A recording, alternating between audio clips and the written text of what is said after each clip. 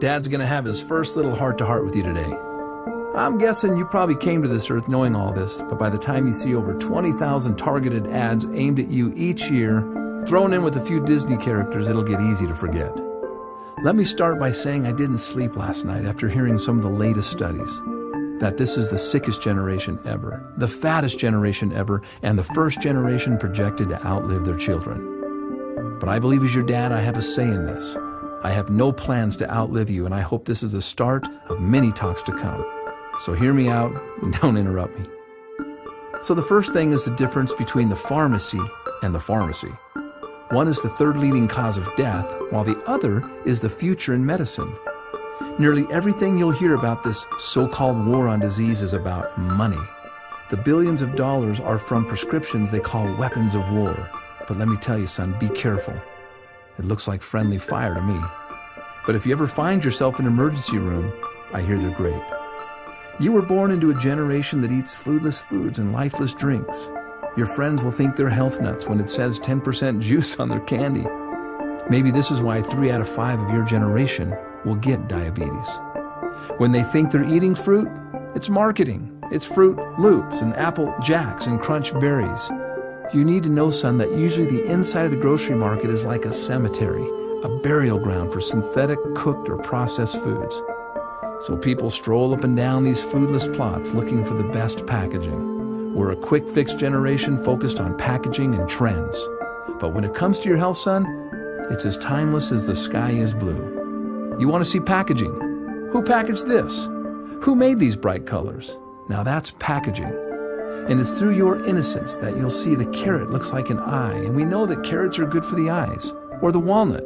It's a little brain loaded with brain foods. And I'm amazed how the tomato looks just like the inside of a heart. You want to hear something kind of funny but sad? My generation lives on buns and rolls, and it shows. 2 out of 3 of us are overweight.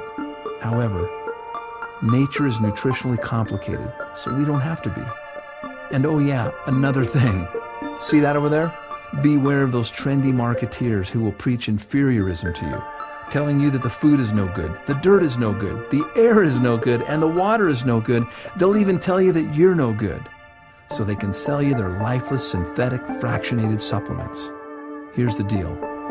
If you can breathe, keep breathing. And if the water's wet, drink it. The cleaner, the better. And of course, if God made it, eat it. If man made it, leave it alone or eat it in moderation. All of these drug and pill pushers have slowly handicapped our generation, making health an event. But you need to know that health is a habit. It's not an event. It's the little things we do day after day that lead to wellness or disease. It's not a handful of supplements chased by a frothy, nasty green drink on a Saturday morning. That's not health. That's hope and toxicity. Which reminds me, I am not going to raise you to be a fanatic. Fanatics die every day of self-inflicted stress. That's why they have bad breath. So live a little, but do so with your eyes wide open. Someday, you're going to have dreams just like me. Dreams of love, family, money, spirituality. But you'll soon see how many people around you set out to create and sustain their dreams, stepping over their health to get there. Only to come up short, hopeless, cynical, fearful, and survivors. But now, they've had a heart attack, or diabetes, or strokes, or they struggle with obesity. But enough is enough, and the buck stops here. You and I are not floating down the stream. So why am I telling you this? Because you're going to outlive me. I'll be your example. I may need your care and assistance someday. And because, of course, I love and care for you.